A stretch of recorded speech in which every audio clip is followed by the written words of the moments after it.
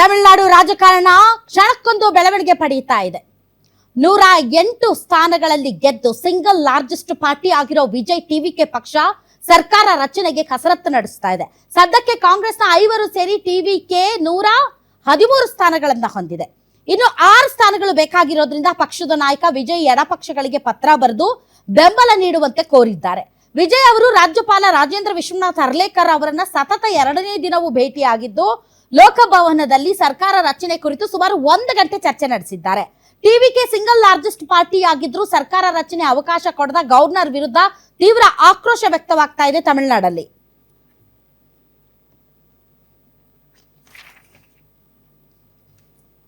ಹಾಗಾದ್ರೆ ತಮಿಳುನಾಡಲ್ಲಿ ಈಗ ನಂಬರ್ ಆಟ ನಡೀತಾ ಇದೆ. ಆದ್ರೆ ಒಂದಂತೂ ಸತ್ಯ, ತಮಿಳುನಾಡಿನಲ್ಲಿ ನಂಬರ್ ಆಟ ಯಾವಾಗ ಶುರುವಾಗುತ್ತೆ ಅಂದ್ರೆ ಆನ್ ದಿ ಫ್ಲೋರ್ ನೀವು ಯಾವಾಗ ಬಹುಮತವನ್ನ ಸಾಬೀತುಪಡಿಸಬೇಕೋ ಆಗ. ಸದನದಲ್ಲಿ ನೀವು ಯಾವಾಗ ಬಹುಮತ ಸಾಬೀತುಪಡಿಸ್ತೀರೋ ಆವಾಗ ಸದನದಲ್ಲಿ ಹಾಜರಿರುವಂತ ಸದಸ್ಯರ ಸಂಖ್ಯೆ ಅರ್ಧದಷ್ಟು +1 ಅದು ಬಹುಮತ ಸಾಬೀತು ಮಾಡಬೇಕು. ಯಾವಾಗ? ಅದು on the floor of house, ಲೋಕಭವನದ ರಾಷ್ಟ್ರಪತಿ ಅಂಗಳದಲ್ಲಿ ಅಲ್ಲ. ಇವ್ರು ಇದಾರಲ್ಲ ಸಾಹೇಬ್ರು, ಇವರ ವಿಶ್ವನಾಥ್ ಅರ್ಲೇಕರ್ ಅವರ ಅಂಗಳದಲ್ಲಿ ಅಥವಾ ಅವ್ರ ಕಚೇರಿಯಲ್ಲ ಅಲ್ಲ ಬಹುಮತ ಸಾಬೀತು ಪಡಿಸಬೇಕಾಗಿರೋದು. ಸಿಗ್ನೇಚರ್ ತಗೊಂಡ್ ಬನ್ನಿ ಅಂತ ಹೇಳ್ತಾ ಇದ್ದಾರೆ. ನಾಳೆ ಆ ಸಿಗ್ನೇಚರ್ ಸರಿ ಇಲ್ಲ, ಇದು ಫ್ರಾಡ್ ಸಿಗ್ನೇಚರ್, ನೀವೇ ಮಾಡ್ಕೊ ಬಂದಿದ್ದೀರಿ ಅಂತ ಯಾಕೆ ಇವರು ತೆಗಿಬಾರ್ದು ಖ್ಯಾತೆನ? ನಾನು ಈ ಸಿಗ್ನೇಚರ್ ಅವ್ರದ ಅಲ್ಲ ಅಂತ ನಾನು ಇದನ್ನ ಫಾರೆನ್ಸಿಕ್ಗೆ ಕೊಟ್ಟು ಇದನ್ನ ಚೆಕ್ ಮಾಡ್ತೀನಿ ಅಂತ ಯಾಕೆ ಟೈಮ್ ಬೈ ಮಾಡಬಾರ್ದು? ತಮಗೆ ದತ್ತವಾದಂತಹ ಅಧಿಕಾರವನ್ನ ಸರಿಯಾದ ನ್ಯಾಯಸಮ್ಮತವಾದಂತಹ ರೀತಿಯಲ್ಲಿ ಅವರು ಅದನ್ನ ಚಲಾಯಿಸಬೇಕಾಗುತ್ತೆ. ರಾಜ್ಯಪಾಲರು ಅವರು ಯಾವುದೇ ಒಂದು ಪಕ್ಷಕ್ಕೆ ಸೇರಿದವರಲ್ಲ, ಅವರು ಒಂದು ರಾಜ್ಯದ ಮುಖ್ಯಸ್ಥರು. ಒಂದು ರಾಜ್ಯದ ಜನ ಒಂದು ಬಹುಮತವನ್ನ ಕೊಡದೇ ಇದ್ರೂ ಕೂಡ ಒಂದು ಪಾರ್ಟಿಯನ್ನ ತುಂಬಾ ಹೆಚ್ಚು ಮತಗಳಿಂದ ಆಯ್ಕೆ ಮಾಡಿದಾಗ ರಾಜ್ಯಪಾಲರ ಕರ್ತವ್ಯ ಅವ್ರನ್ನ ಕರೆದು ನೀವು ನಿಮ್ಮ ಒಂದು ಬಹುಮತ ಸಾಬೀತುಪಡಿಸಿ ಅಂತ ಕೇಳೋದು. ಆದ್ರೆ ಈ ರಾಜ್ಯಪಾಲರು ಮಾಡ್ತಾ ಇರೋದು ಏನು ಅಂತಂದ್ರೆ, ನೀವು ಸಿಗ್ನೇಚರ್ ತಗೊಂಬನ್ನಿ, ನೀವು ತಲೆ ಲೆಕ್ಕಾಚಾರ ಕೊಡಿ ಅಂತ ಅಂತಾರೆ. ಅವ್ರು ಯಾಕೆ ಈ ಒಂದು ಸಮಯವನ್ನ ಆಯ್ತಪ್ಪ ಇಲ್ಲ ನಿಮ್ಗೆ ಕನ್ಫರ್ಮೇಶನ್ ಬೇಕಾದ್ರೆ, ಈಗ ಯಡಿಯೂರಪ್ಪನವ್ರ ಕೇಸಲ್ಲಿ ಏನಾಯ್ತು? ಯಡಿಯೂರಪ್ಪನವ್ರ ಕೇಸಲ್ಲಿ ಅತಂತ್ರ ವಿಧಾನಸಭೆ ಸೃಷ್ಟಿ ಆಯ್ತು. ಆವಾಗ ಯಡಿಯೂರಪ್ಪನವ್ರು ಹೋದ್ರು, ಇಲ್ಲ ನನ್ನ ಹತ್ರ ನಂಬರ್ಸ್ ಇದೆ ಅಂತಂದ್ರು. ಅವರು ಪ್ರಮಾಣ ವಚನವನ್ನ ಸ್ವೀಕಾರ ಮಾಡೋದಕ್ಕೆ ನಂಗೆ ಅವಕಾಶ ಕೊಡಿ ಅಂತಂದ್ರು. ರಾಜ್ಯಪಾಲರು 15 ದಿನ ಅವಕಾಶ ಕೊಟ್ರು, 15 ದಿನದೊಳಗಡೆ ನಿಮ್ ಬಹುಮತ ಸಾಬೀತ್ ಮಾಡಿ ಅಂತ. ಆವಾಗ JDS ಕಾಂಗ್ರೆಸ್ ಅಲಯನ್ಸ್ ಆಗಿ ಏನ್ ಮಾಡ್ತು, ಕೋರ್ಟ್ಗೆ ಹೋಯ್ತು ಮಧ್ಯರಾತ್ರಿಯಲ್ಲಿ, ಇಲ್ಲ ನೀವು 48 ಗಂಟೆಗಳಲ್ಲಿ ನಿಮ್ಮ ವಿಶ್ವಾಸ ಮತ ಸಾಬೀತು ಮಾಡಬೇಕು ಅಂತ ಆರ್ಡರ್ ಆಯ್ತು. ಇವ್ರಿಗೆ ನಿಜಕ್ಕೂ ಇಲ್ಲ ನಿಮ್ಮ ಹತ್ರ ಬಹುಮತ ಇಲ್ಲ ಅಂತ ಇವ್ರಿಗೆ ಏನಾದ್ರು ರಾಜ್ಯಪಾಲರಿಗೆ ಅರೆಮನ್ಸಿದ್ರೆ ಕೊಡಿ, ಅಲ್ಲ 24 ಗಂಟೆಗಳಲ್ಲಿ ಬಹುಮತ ಸಾಬೀತು ಮಾಡಿ ಅಂತ ಸಿದ್ಧತೆ ಮಾಡ್ಕೊಳ್ಳಿ. ನಿಮ್ಗಿದ್ರೆ ಎಲ್ಲಿ ಸಾಬೀತು ಮಾಡ್ಬೇಕಾಗಿರೋದು, ಎಲ್ಲಿ ಸಾಬೀತು ಮಾಡ್ಬೇಕಾಗಿರೋದು, ಕೌಂಟ್ ಮಾಡ್ಬೇಕಾಗಿರೋದು ರಾಜ್ಯಪಾಲರು ಕುತ್ಕೊಂಡು ಎಷ್ಟು ಜನ ಇದ್ದೀರಿ ಅಂತ ಆಗ್ಬೇಕಾಗಿರೋದು ಎಲ್ಲಿ? ಸದನದ ಒಳಗಡೆ. ಸೊ ನಿಮ್ಗೆ ಅಷ್ಟು ಡೌಟ್ ಇದ್ರೆ 24 ಗಂಟೆ 48 ಅವರ್ಸ್ ಅಲ್ಲಿ ಸಾಬೀತು ಮಾಡದೇ ಇದ್ರೆ ಮನೆಗೆ ಹೋಗ್ತಾರೆ ವಿಜಯ್. ಇಲ್ಲ ಅವ್ರ ಹತ್ರ ಬಹುಮತ ಇದ್ರೆ ಸಾಬೀತು ಮಾಡ್ತಾರೆ. ನೀವು ಇದ್ಯಾಕೆ ಈ ಆಟ ಯಾಕೆ ಆಡಿಸ್ತಾ ಇದಾರೋ ಅರ್ಥನೇ ಆಗ್ತಾ ಇಲ್ಲ. ಇವ್ರು ಹಾಗೆ ನೋಡಿದ್ರು ಕೂಡ ಬಿಜೆಪಿ ಗೆದ್ದಿರೋದು ಒಂದೇ ಒಂದು ಓಟು, ಅದು 900 ಮತಗಳ ಅಂತರದಿಂದ. ಇವ್ರಿಗೆ ಪಡ್ಕೊಳ್ಳೋದು ಏನು ಇಲ್ಲ, ಕಳ್ಕೊಳ್ಳೋದು ಏನು ಇಲ್ಲ. ಬಟ್ ಯಾಕೆ ಅಂತಾನೆ ಗೊತ್ತಾಗ್ತಾ ಇಲ್ಲ. ಈಗ ಹೆಂಗಾಗ್ತಾ ಇದೆ ಅಂತಂದ್ರೆ ಇಡೀ ರಾಷ್ಟ್ರಾದ್ಯಂತ ಇವ್ರದೇ ಚರ್ಚೆ, ರಾಜ್ಯಪಾಲರದು ಆಟ ಆಡಿಸ್ತಾ ಇದ್ದಾರೆ ವಿಜಯ್ನ ಅಂತ. ತಮಿಳುನಾಡಿನ ಜನ ತುಂಬಾ ಭಾವಕ ಜೀವಿಗಳು, ಅವರು ಭಾವನಾತ್ಮಕವಾಗಿ ಸ್ಪಂದಿಸ್ತಾರೆ. ಅದಕ್ಕೆ ವಿಜಯ್ಗೆ ಇಷ್ಟು ಅಭೂತಪೂರ್ವವಾದಂತ ಬೆಂಬಲವನ್ನ ವ್ಯಕ್ತಪಡಿಸಿರೋದು. ಸ್ವತಃ ಖುಷ್ಬು ಬಿಜೆಪಿ ಪಕ್ಷದ ಉಪಾಧ್ಯಕ್ಷೆ ಅವರೇ ಹೇಳ್ತಾ ಇದ್ದಾರೆ, ಜನರ ಮ್ಯಾಂಡೇಟ್ ಅನ್ನ ಒಂದ್ ಸ್ವಲ್ಪ ನೀವು ಒಪ್ಕೊಳ್ಳಿ, ದೀನತೆಯಿಂದ ಅದನ್ನ ಒಪ್ಕೊಳ್ಳಿ ಅಂತ. DMK AIDMK ಒಪ್ಕೊಳ್ಳೋಕ್ ರೆಡಿ ಇದೆ, ಬಟ್ ಬಿಜೆಪಿ ಒಪ್ಕೊಳ್ಳೋಕ್ ರೆಡಿ ಇಲ್ಲ ಅಂತಂದ್ರೆ ನನ್ಗೆ ಅರ್ಥನೇ ಆಗ್ತಾ ಇಲ್ಲ. ಇವ್ರನ್ನ ಜನ ಒಪ್ಕೊಳ್ಳಿಲ್ಲ ಅನ್ನೋದನ್ನ ಅರ್ಗಿಸ್ಕೊಳಕ್ ಆಗದೆ ಬೇಕು ಅಂತ ಈ ರೀತಿಯಾದಂತ ಒಂದು ಆಟ ಆಡ್ತಾ ಇದ್ದಾರೆ ಅಂತ ಸಾಲು ಕಾಂಗ್ರೆಸ್ ನಾಯಕರು ಸೇರಿದಂತೆ ಬಹಳಷ್ಟು ಜನ ಕಮೆಂಟ್ ಮಾಡ್ತಾ ಇದ್ದಾರೆ. ಕಪಿಲ್ ಸಿಬಲ್ ಹೇಳಿದ್ದಾರೆ, ಯಾಕೆ ರಾಜ್ಯಪಾಲರು ಹಿಂಗೆ ಆಟ ಆಡ್ತಾ ಇದ್ದಾರೆ, ಇದು ಒಳ್ಳೇದಲ್ಲ, ಇದು ನ್ಯಾಯಸಮ್ಮತವಾಗಿರೋದಲ್ಲ. ಇವ್ರಿಗೆ ನಿಜಕ್ಕೂ ಕೂಡ ಇವ್ರಿಗೆ ಆರ್ಟಿಕಲ್ ಇದ್ರ ಪ್ರಕಾರ 164 ಪ್ರಕಾರ CM ನ ಇವರೇ ಅಪಾಯಿಂಟ್ ಮಾಡಬೇಕು. ಆದರೆ ನೀವು ಸಿಗ್ನೇಚರ್ ತಗೊಂಬನ್ನಿ, ಫುಲ್ ಪಟ್ಟಿ ಇಟ್ಕೊಂಬನ್ನಿ, ಆಧಾರ್ ಕಾರ್ಡ್ ತಗೊಬನ್ನಿ, ವೋಟರ್ ID ತಗೊಬನ್ನಿ ಅಂತಂದರೆ ಇದು ತನ್ನಗೆ ಬಂದಂತಹ ಅಧಿಕಾರವನ್ನ ತನಗೆ ಬಂದಂತ ಅಧಿಕಾರ ದುರುಪಯೋಗ ಪಡಿಸ್ಕೊಂಡಿದ್ದಾರೆ ಅನ್ನುವಂತ ಮೆಸೇಜ್ ಎಲ್ಲಾ ಕಡೆ ಹರಿದಾಡ್ತಾ ಇದೆ, ಹೌದಲ್ವಾ? ಸೊ ಜನರ ಒಂದು ಮತ ಹಾಕಿದಂತ ಮತದಾರ ಪ್ರಭುಗಳ ಒಂದು ಪವರ್ ಅಥವಾ ಅಧಿಕಾರ ಏನಿದೆ ಅದನ್ನ ನೀವು ಅವಮಾನಿಸಿದಂತ ಆಗೋದಿಲ್ವಾ? ಇದು ಪ್ರಜಾಪ್ರಭುತ್ವ ವ್ಯವಸ್ಥೆಯ ಕಗ್ಗೊಲೆ ಅಲ್ವಾ? ಒಬ್ಬೊಬ್ಬ ರಾಜ್ಯಪಾಲರು ತಮ್ಗೆ ಹೆಂಗ್ ಬೇಕೋ ಹಂಗೆ ತಮ್ಮ ಹಿತಾಸಕ್ತಿಗೆ ಅನುಗುಣವಾಗಿ ನೀವು ಆಕ್ಟ್ ಮಾಡ್ತಾ ಹೋದರೆ ಒಂದೊಂದು ಸ್ಟೇಟ್ಗೆ ಒಂದೊಂದು ರೀತಿಯಾದಂತಹ ರೂಲ್ಸ್ ಮತ್ತು ಕಾನೂನುಗಳು ಇರ್ತಾವ ಸಂವಿಧಾನದಲ್ಲಿ. ಒಂದು ಸಣ್ಣ ಗ್ಯಾಪ್ ಇರುತ್ತೆ, ಒಂದು ವಿವೇಚನೆಗೆ ಬಿಟ್ಟಿದ್ದು, ಅದು ಸಂವಿಧಾನಬದ್ಧವಾದಂತಹ ಮತ್ತು ಹಲವಾರು ರೀತಿಯಾದಂತಹ ಸುಪ್ರೀಂ ಕೋರ್ಟ್ ಗೈಡ್ಲೈನ್ಸ್ ಇದೆ. SR ಬೊಮ್ಮಾಯಿ ಪ್ರಕರಣ ತುಂಬಾ ಅದ್ಭುತವಾದಂತಹ ಪ್ರಕರಣ. ಅದರಲ್ಲಿ ನೀಟಾಗಿ ಕ್ಲಿಯರ್ ಆಗಿ ಹೇಳಿದ್ದಾರೆ, ವಿಶ್ವಾಸ ಮತವನ್ನ ನೀವು ರಾಜಭವನದ ಅಂಗಳದಲ್ಲಿ ಅಲ್ಲ, on the floor of the ಹೌಸೇ ಮಾಡಬೇಕು. ಹೂ ಆರ್ ಯು, ನೀವು ಯಾರು ಅಂತ ಕೇಳಿದ್ದಾರೆ. ಈ ತರ ಸಾಂವಿಧಾನಿಕ ಪದ್ಧತಿಗಳು ಮತ್ತು ಸುಪ್ರೀಂ ಕೋರ್ಟ್ ನ ಗೈಡ್ಲೈನ್ಸ್ ಪ್ರಕಾರ ಸರ್ಕಾರ ರಚನೆ ಆಗುತ್ತೆ, ಅದಕ್ಕೆ ಅನುವು ಮಾಡ್ಕೊಡಿ. ಅದನ್ನ ಬಿಟ್ಬಿಟ್ಟು ಸುಮ್ನೆ ಖ್ಯಾತೆ ತೆಗೆದು ನಿಮ್ಮ ಘನತೆ ಗೌರವನ್ನ ನೀವ್ ಯಾಕೆ ಹಾಳು ಮಾಡ್ಕೊಳ್ತಾ ಇದ್ದೀರಾ ಅಂತ. ಇದು ನನ್ನ ವಾದ ಅಲ್ಲ, ಇಡೀ ತಮಿಳ್ನಾಡಿನ ಜನರ ವಾದ. ಒಂದಿನ ಆಯ್ತು, ಎರಡನೇ ದಿನ ಆಯ್ತು, ಮೂರನೇ ದಿನ ಬೀದಿಗೆ ಬಂದ್ಬಿಡ್ತಾರೆ. ಅವ್ರು ನಮ್ಮ ತರ ಸೌಮ್ಯ ಸ್ವಭಾವದವ್ರು ಅಲ್ಲ, ಅವರು ತುಂಬಾ ಭಾವುಕವಾಗಿ ಸ್ಪಂದಿಸುವಂತವ್ರು. ಅವರು ಒಂದು ಮೆಸೇಜ್ ಪಾಸ್ ಆಯ್ತು, ಇವ್ರು ಸುಮ್ನೆ ತರಲೆ ಮಾಡ್ತಾ ಇದ್ದಾರೆ ಅಂತ ಅಂತಾರೆ. ದಟ್ ಸೆನ್ಸ್ ರಾಂಗ್ ಮೆಸೇಜ್ ಜನರಿಗೆ. ಸೊ ಹಾಗಾದ್ರೆ ನಂಬರ್ ಲೆಕ್ಕಾಚಾರ ಈಗ ಆಯ್ತಪ್ಪ, ಈಗ 118 ತಗೊಬನ್ನಿ ಅಂತ ಹೇಳಂಗಿಲ್ಲ ಇವರು. ನಾಳೆ ಈಗ ಇವರು ಅಧಿವೇಶನ ಕರೆದ್ರು, ಈಗ ಬಹುಮತ ಸಾಬೀತು ಮಾಡುವಂತ ಸಂದರ್ಭದಲ್ಲಿ DMKದು AIDMKದು 4 ಜನ ಅಬ್ಸೆಂಟ್ ಆದ್ರು ಅಂತ ಇಟ್ಕೊಳ್ಳಿ, ಅವಾಗ ಏನ್ ಮಾಡ್ತೀರಿ ನೀವು? ಹೆಂಗೆ ಡಿಸೈಡ್ ಅರಾಯವಾಗ್ತೀರಿ ಅಂತ ಸಾಬೀತಾಗ್ಬೇಕಾಗಿರೋದು on the floor of the house. ತುಂಬಾ ದಪ್ಪ ಇದ್ದೀರಾ, ಅದರಲ್ಲೂ ಯಾವುದೇ ಸೈಡ್ ಎಫೆಕ್ಟ್ ಇಂದ ಸಣ್ಣ ಆಗ್ಬೇಕಾ?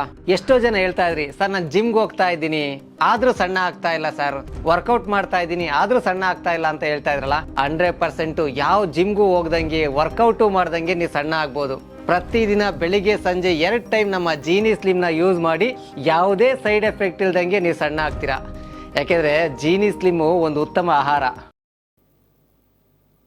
ಸೊ ಇದು ನೀವು ಟೈಮ್ ಕೊಟ್ಟಷ್ಟು ಇದ್ರ ಕುದುರೆ ವ್ಯಾಪಾರ ಜಾಸ್ತಿ ಆಗ್ತಾ ಹೋಗುತ್ತೆ.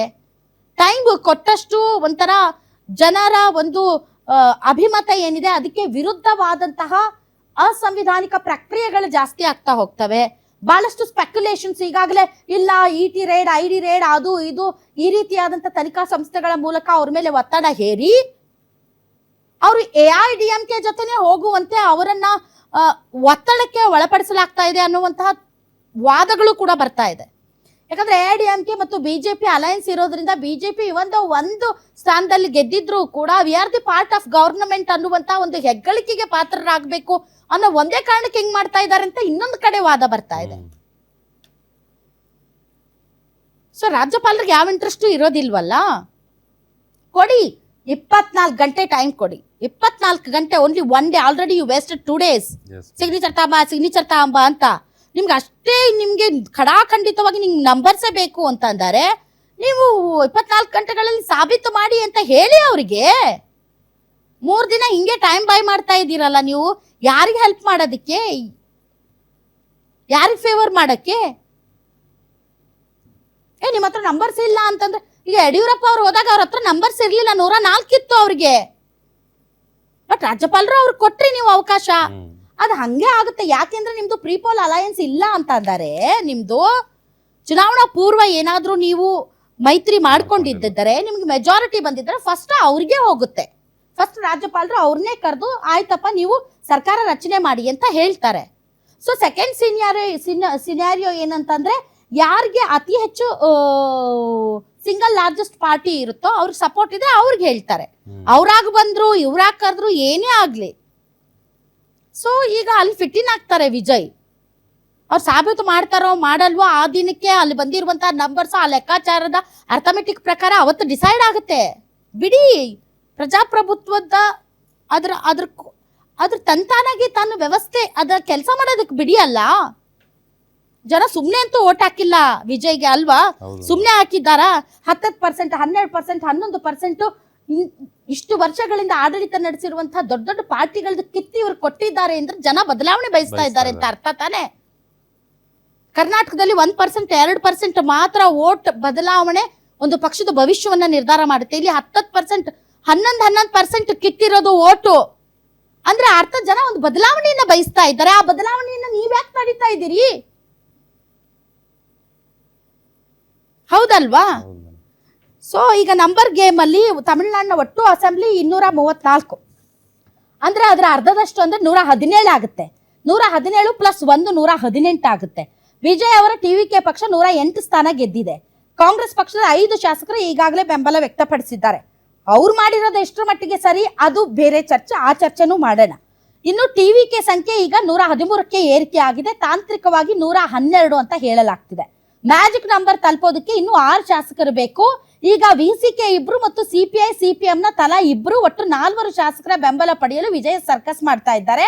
ಈಗಾಗಲೇ ಡಿಎಂಕೆ ಹೇಳಿದೆಯಂತೆ, ನೋಡಿ ನಾವೇನ್ ಡಿಸ್ಟರ್ಬ್ ಮಾಡೋದಕ್ಕೆ ಹೋಗೋದಿಲ್ಲ, ಇವರು ಜನ ಇವ್ರಿಗೆ ಬೆಂಬಲ ವ್ಯಕ್ತಪಡಿಸಿದ್ದಾರೆ, ಇವರು ಆಳ್ವಿಕೆ ನಡೆಸಲಿ, ನಾವು ಅವ್ರಿಗೆ ಯಾವುದೇ ರೀತಿಯಂತ ತೊಂದರೆ ಕೊಡಲ್ಲ, ಮತ್ತು ನಮ್ಮ ಜೊತೆ ಇರುವಂತ ಅಲಯನ್ಸ್ ನ ಪಾರ್ಟಿಗಳು ಅವ್ರು ಮೊದಲಿಗೆ ಅವ್ರು ಡಿಸೈಡ್ ಮಾಡ್ಲಿ, ಅವ್ರದೊಂದು ಪಾರ್ಟಿ ಮೀಟಿಂಗ್ ಮಾಡಿ ಅವ್ರು ಏನ್ ಡಿಸೈಡ್ ಮಾಡ್ತಾರೋ ಅವ್ರು ಮಾಡ್ಕೊಳ್ಳಿ, ನಮ್ಗೆ ಇದಕ್ಕೆ ಯಾವ ಅಭ್ಯಂತರ ಇಲ್ಲ ಅಂತ ಡಿಎಂಕೆ ಕೂಡ ಹೇಳಿದೆ. ಅದರ್ವೈಸ್ ಕಾಂಗ್ರೆಸ್ ಪಾರ್ಟಿ ಬಗ್ಗೆ ಅವ್ರಿಗೆ ಬೇಸರ ಇದೆ.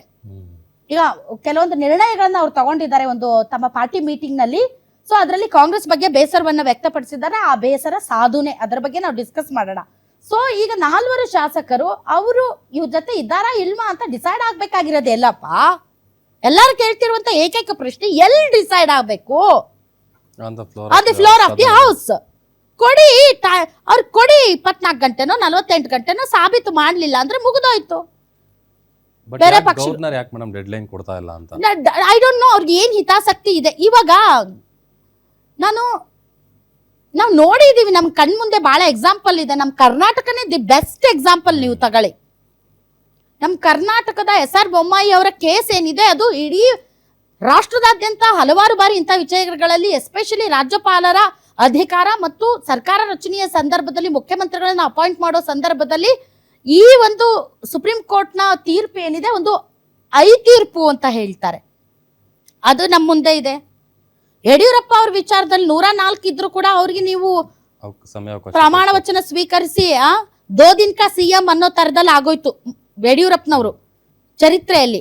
ಅದು ಇರಬಾರ್ದು ಅನ್ನೋ ಕಾರಣಕ್ಕೆ ಅವ್ರು ಮತ್ತೆ ಆಪರೇಷನ್ ಕಮಲ ಮಾಡಿದ್ರು, ಮತ್ತೆ ಮುಖ್ಯಮಂತ್ರಿ ಆದ್ರು. ಅವ್ರ ಹತ್ರ ನಂಬರ್ಸ್ ಇಲ್ಲ.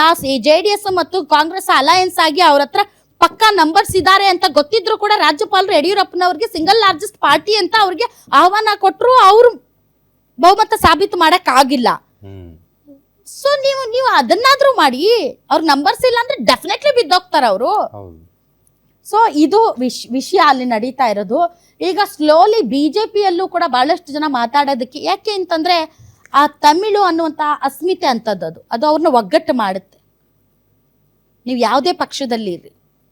ಈ AIDMK ಕೂಡ ಏನು ವಿಜಯ್ನ ತಿರಸ್ಕರಿಸ್ತಾ ಇಲ್ಲ, ನಾವು ಅವ್ರ ಜೊತೆ ಸೇರ್ಕೊಳ್ಳೋಣ ಅಂತ. ಬಿಕಾಸ್ DMK ಆಂಟಿ ಆಗಿ ಬಂದ, DMK ಒಳಗಡೆನೆ ಇದ್ದು DMK ಇಂದ ಬೇರ್ಪಟ್ಟು ಬಂದಿರುವಂತ ಅನದರ್ ದ್ರಾವಿಡನ್ ಪಾರ್ಟಿ. ಅದು ಐಡಿಯಾಲಜಿಕಲಿ ತುಂಬಾ ದೊಡ್ಡ ಬೇರೆದೇ ಐಡಿಯಾಲಜಿ ಇಲ್ಲ ಅದಕ್ಕೆ. ಯಾಕಂದ್ರೆ ಅವ್ರು ಬಿಜೆಪಿ ಜೊತೆಗೂ ಹೋಗ್ತಾರೆ, ಕಾಂಗ್ರೆಸ್ ಜೊತೆಗೂ ಬರ್ತಾರೆ. ತುಂಬಾ ಐಡಿಯಾಲಜಿ ಡಿಫ್ರೆನ್ಸಸ್ ಅವ್ರಿಗಿಲ್ಲ. ಅವ್ರಿಗಿರೋದು ಈಗ ಸರ್ವೈವಲ್ ಪ್ರಶ್ನೆ ಅಷ್ಟೇ AIDMKಗೆ. ಯಾಕೆ ಅಂತಂದ್ರೆ ಜಯಲಲಿತಾ ಇಲ್ಲ, ಪಕ್ಷದಲ್ಲಿ ಒಬ್ರು ಒಂದ್ ಕಡೆ ಇನ್ನೊಬ್ರು ಒಂದ್ ಕಡೆ ಎಳಿತಾ ಇದ್ದಾರೆ. 5 ವರ್ಷಕ್ಕೊಮ್ಮೆ ಪಕ್ಷ ಅಧಿಕಾರಕ್ಕೆ ಬರ್ಬೇಕು, ಆದ್ರೆ ಬಂದಿಲ್ಲ. ಹಿಂಗೆ ಮುಂದೆ ಹೆಂಗಪ್ಪ ನಾವು ಇರೋದು? Like JDS party, of course JDS party ಇವತ್ತು ಬಿಜೆಪಿ ಜೊತೆಗೆ ಹೋಗಿದೆ ಅಂದ್ರೆ ಅವ್ರಿಗೊಂದು ಸರ್ವೈವಲ್ ಪ್ರಶ್ನೆ ಇದೆ, ಹಾಗಾಗಿ ಹೋಗಿದ್ದಾರೆ. ಚುನಾವಣಾ ರಾಜಕೀಯದಲ್ಲಿ ನೀವು ಸರ್ವೈವ್ ಆಗೋದು ತುಂಬಾ ಇಂಪಾರ್ಟೆಂಟ್.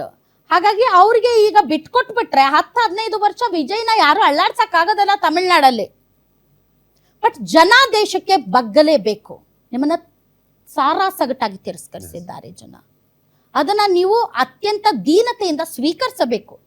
ಎಸ್, ಜನ ಬೇರೆಯದ್ದೇ ನಮ್ಮ ಹತ್ರ ಬಯಸ್ತಾ ಇದ್ದಾರೆ, ಜನ ಬದಲಾವಣೆ ಬಯಸ್ತಾ ಇದ್ದಾರೆ. ನಮ್ಮನ್ನ ನಾವು ಮತ್ತೆ ರೀಅಡ್ಜಸ್ಟ್ ಮಾಡ್ಕೊಳ್ಳೋಣ ಅಂತ ನೀವು ಮತ್ತೆ ಬೌನ್ಸ್ ಬ್ಯಾಕ್ ಆಗ್ಬೇಕೇ ಹೊರತು, ಅದನ್ನ ಬಿಟ್ಟು ಈ ಬ್ಯಾಕ್ ಡೋರ್ ಪಾಲಿಟಿಕ್ಸ್ ಇದೆಯಲ್ಲ, ಹೇಗಾದ್ರೂ ಮಾಡಿ ನಮ್ದು ಅಂತ ಏನೋ ಇರಬೇಕು ಅಂತ, ಇದು ಸರಿ ಇಲ್ಲ. ಸೊ ಹೀಗಾಗಿ ರಾಜ್ಯಪಾಲ ರಾಜೇಂದ್ರ ವಿಶ್ವನಾಥ್ ಹರ್ಲೇಕರ್ ನಮ್ಮ ಗೋವಾದವರು, ಸೊ ಅವ್ರು ಇವತ್ತು ಈ ವಿಚಾರಕ್ಕೆ ಚರ್ಚೆ ಆಗ್ತಾ ಇದ್ದಾರೆ ಸಿಕ್ಕಾಪಟ್ಟೆ. ಮುಂದಕ್ಕೆ ಹೋಗೋಣ.